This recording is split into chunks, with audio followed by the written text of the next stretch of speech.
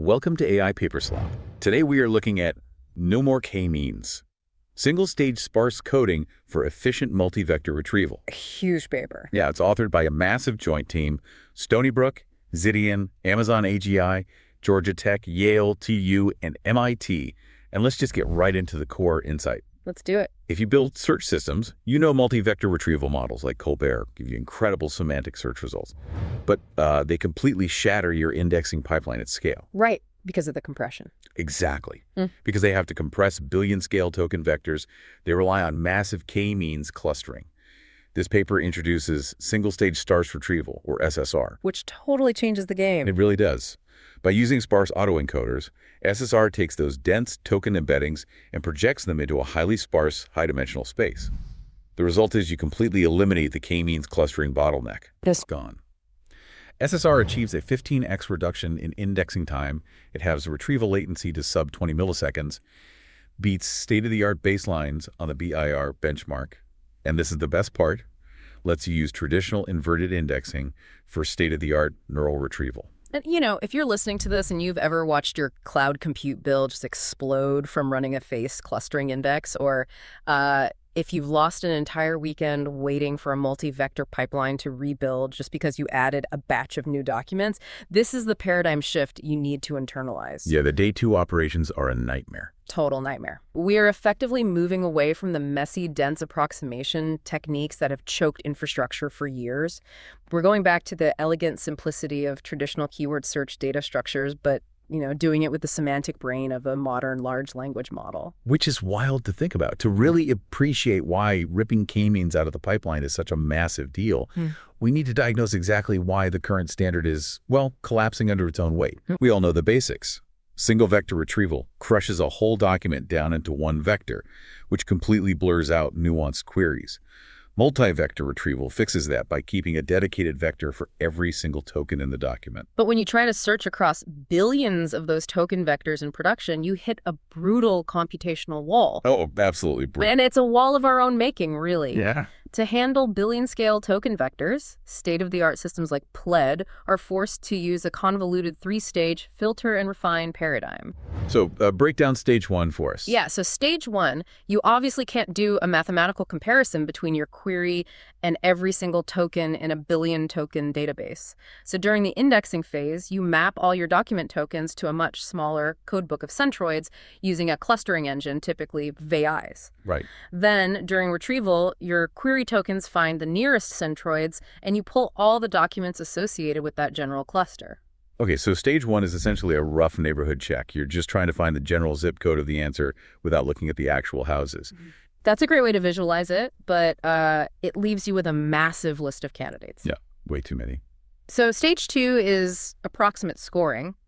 The system estimates the similarity using those compressed centroid representations to aggressively prune the candidate list down to maybe a few thousand documents. The final stage. Finally, in stage three, you do the re-ranking. You actually have to decompress those surviving vectors back to full precision floating point numbers just to calculate the exact maximum score. Which is the maximum similarity between your query tokens and the document tokens. Exactly. And the cost of maintaining this three-stage pipeline is just staggering. The paper breaks down the numbers on the MS MARCO dataset, and it is a tough read for infrastructure engineers. It really is. Systems like ColbertTV2 and XTR take over 100 hours just to build the index. Over 4 solid days of compute. 4 days. And the vast majority of that time isn't spent learning deep semantics. It's spent just running brute force k-means, clustering over billions of embeddings. Plus, beyond just the time, there's a fundamental flaw here. Yeah, the information loss. Exactly. Okay, let's unpack this. By compressing these rich, high-fidelity token embeddings into a few generic centroids, we are inherently causing semantic information loss. You have to. You're crushing the data. Right. It's like having a library of billions of highly detailed, incredibly nuanced books, but to find anything quickly, you're forced to shove them all into a few dozen vaguely labeled bins. Aren't we actively destroying the very fine-grained semantic detail that made multi-vector retrieval good in the first place? You've hit the exact contradiction at the heart of modern dense retrieval. I mean, we spend immense compute and millions of dollars training foundation models to generate these brilliant embeddings, massive models. only to forcefully crush them down with quantization and clustering just so our databases can actually handle them. The authors of this paper recognize that the entire field has been optimizing the wrong side of the equation. Well, we've been desperately trying to make dense vectors smaller to fit our databases, when we should have been fundamentally changing the structural nature of the vectors themselves to fit better data structures. Which brings us to the SSR paradigm shift. If shoving dense vectors into smaller dense bins destroys nuance and takes 100 hours, their alternative is beautifully counterintuitive. Yeah, don't compress down. Exactly. Project the vectors up into a massive but highly sparse space. That projection up is the secret sauce, and they achieve it using Sparse Autoencoders, or SAEs. Instead of taking a 768-dimensional token embedding and forcing it into a smaller, dense bottleneck, SSR projects it into a significantly higher dimensional space. How high are we talking? So the paper sweeps through different architectures and finds the absolute sweet spot is a hidden dimension of 16,384. Wow. Go. But here is the critical mechanism. They force extreme sparsity on that massive space. Out of those 16,000 plus dimensions, only the top K neurons are allowed to remain active for any given token. What's K? In their optimal setup, K equals exactly 32. So for any given token, say, the word apple used in the context of technology, only 32 specific neurons out of 16,384 are firing. Right. The other 16,352 neurons are mathematically forced to be perfectly zero. Yes, Right. and that sparsity changes the game entirely. Because only a tiny fraction of neurons fire, these active dimensions effectively act as pseudo-tokens. Oh, I see. Think of each of the 16,384 neurons as a highly specific concept in a massive vocabulary. This structural advantage allows SSR to throw out face entirely. You don't need k-means clustering anymore. Because you can just use a classic inverted index. Exactly. This is the exact same ultra-efficient data structure that has powered traditional keyword search algorithms like BM25 for decades. Except instead of indexing raw text words, you're indexing these active semantic neurons. That is a brilliant bridge between legacy search infrastructure and modern neural networks. It really is. But I have to ask about the mechanics of the Sparse Autoencoder itself. How does it actually learn to map complex LLM semantics into just 32 firing neurons? It's tricky. Because if it's just a standard unsupervised reconstruction loop, I'd imagine the representations wouldn't be sharp enough for highly competitive search ranking. Oh, it would fall completely flat if they only used standard reconstruction. The authors built a very deliberate hybrid training objective. What does that look like? They do start with an unsupervised reconstruction loss, ensuring the sparse codes have the raw information needed to rebuild the original dense embedding. Then they add a multi-top-K loss to stabilize the sparsity, alongside a sparse contrastive loss. Okay, that makes sense. But the absolute linchpin and their ablation studies confirm this is the addition of a supervised contrastive loss. How does that supervised loss physically alter the geometry of these sparse vectors? Like, what is it actually doing? Instead of just teaching the autoencoder to compress and decompress the token, the supervised contrastive loss actively teaches the SAE the semantic difference between positive and negative documents for a specific query. Yeah, geometrically, it pushes the active neurons a relevant document closer to the query's active neurons, while forcefully separating the active neurons of irrelevant documents. So it's actively pulling the good stuff closer. Exactly. It ensures that the overlapping neurons actually correlate with search relevance. In the ablation study, adding that single supervised contrastive loss pushed the MRR at 10 metric, which measures how consistently the correct answer appears at the very top of your ranking from a score of 48.2 up to an impressive 52.9. That's a huge jump. Yeah, it forces the sparse representations to be highly discriminative for ranking tasks, not just good at autoencoding. That makes intuitive sense for the training side. Yeah. But I still have a lingering doubt about the math during retrieval. Go ahead. If we were projecting into this massive sparse space and we're only calculating the maxim dot product on the overlapping active neurons, aren't we losing the nuanced semantic overlap of the original dense vectors? It's a fair question. Right, because in dense space, every single one of the 768 dimensions carries a tiny fraction of meaning.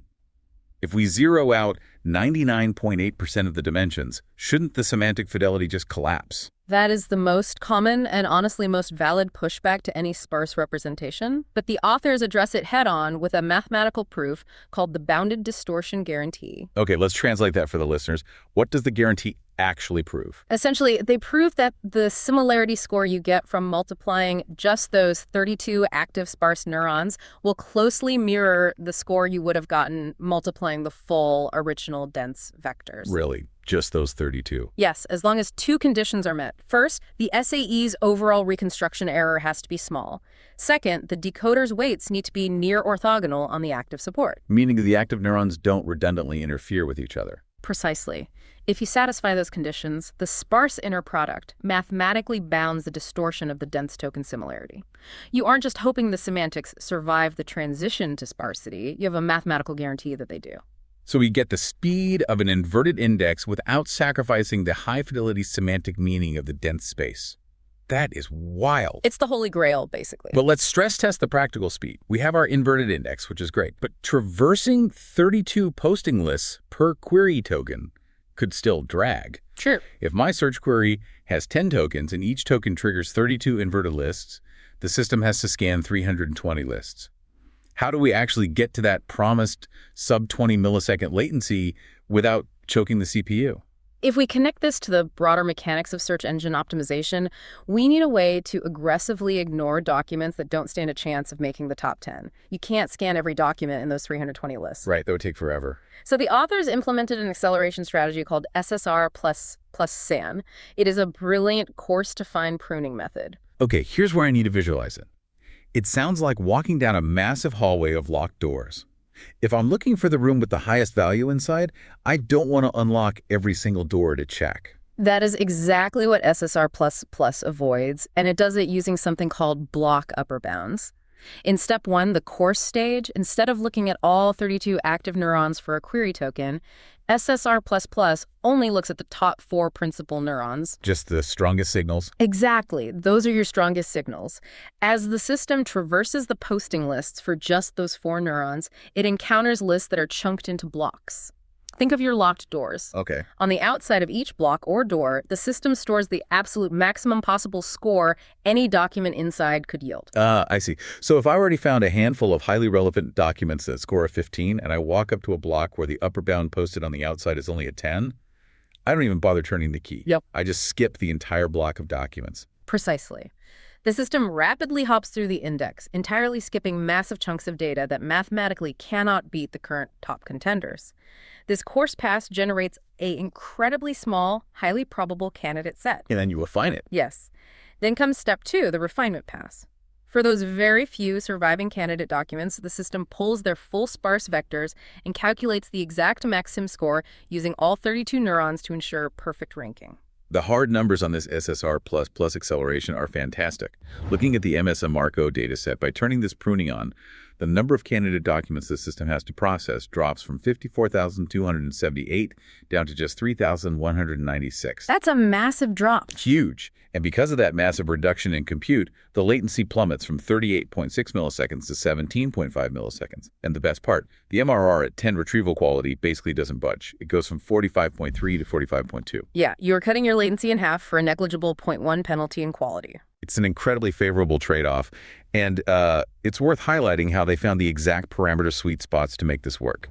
We mentioned the hidden dimension size of 16,384 earlier. Right. They actually tested seizes from 4,000 all the way up to 65,000. Oh, wow. Yeah, and they found that if the dimension gets too large, the activation space fragments. Semantically related tokens end up assigned to completely different neurons, meaning they don't overlap in the inverted index, and your retrieval just fails. Makes sense. What about the sparsity level? Why is 32 the magic number? So going smaller, like 8 or 16 active neurons, degrades your retrieval quality because you lose the fine-grained semantic details. The network just can't capture the nuance of the token. Too blurry. Exactly. But going larger, like 64 or 128 neurons, severely adds to the latency because you're scanning way more posting lists without yielding any meaningful performance gain. 32 neurons perfectly balances semantic depth with index speed. Okay, so the underlying math is sound, and the standard MSR MARCO benchmarks look great. But, standard benchmarks in a controlled vacuum are one thing. The elephant in the room for any ML engineer right now is scale. Oh, for sure. Does this actually hold up when we start dealing with the massive context windows and giant embeddings generated by modern large language models? That is the ultimate stress test. And the researchers knew they couldn't just test this on an old small BERT model. They bolted SSR directly onto a modern foundation model. Which one did they use? Specifically, they froze the Llama Embed Nematron 8B model. Okay, an 8 billion parameter beast. Yeah. And they trained their Sparse Autoencoder solely on its last layer token embeddings. So they are using SSR to index the actual thoughts of an 8 billion parameter LLM. How did it perform? Exceptionally well. Their variant called SSR CLS, which includes the global CLS token semantics alongside the sparse tokens to capture broader document meaning, achieved an average score of 67.1 on the BEIR benchmark. That completely beats state-of-the-art single-vector models of similar scale, like Qwen 3 embedding 8B and E5 Mistral 7B. So it's not just a clever trick for legacy architectures. It successfully unlocks the semantic capacity of modern foundation models.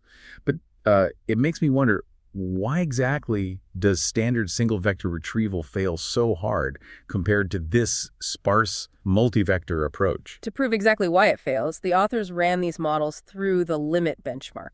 I haven't heard of that one. So limit is a highly specific diagnostic test. It evaluates a model's capacity to encode complex combinations of documents within a single query space. Basically, it tests whether the embedding can remember multiple distinct pieces of information at once, or if it just blurs them all together into semantic noise. Okay, so if we look at the recall at 5 metric, which essentially asks, does the correct target document successfully appear anywhere in the top 5 retrieved results?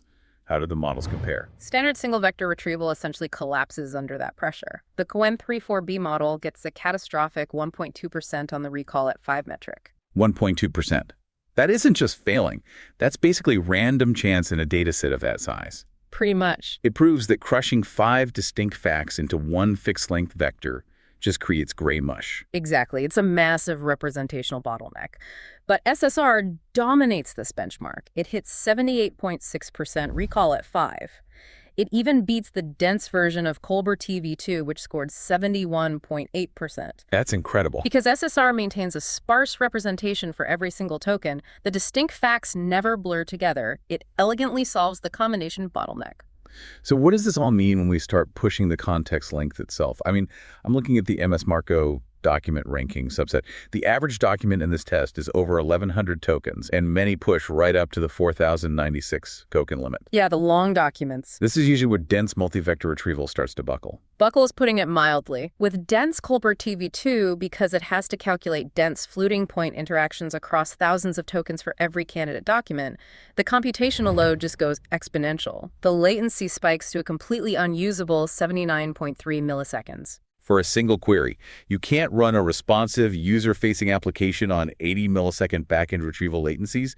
Your system would crawl. You really can't. But SSR CLS maintains rock-solid stability. It clocks a sub-30 millisecond latency, specifically 29.3 milliseconds, while actually achieving a higher retrieval quality than Colbert TV2. How does it stay so fast?